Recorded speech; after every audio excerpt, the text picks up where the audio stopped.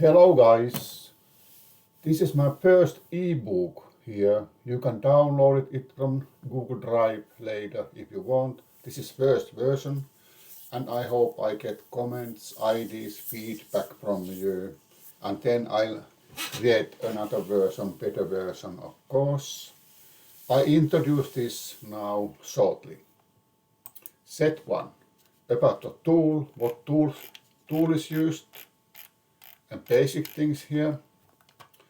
Decision making, tasks and solutions, loops, arrays, functions, strings, struct and header files.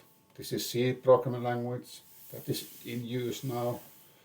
Bitwise operators, about time taking, some miscellaneous things here, linked list, text file handling, and then finally C coding in Linux.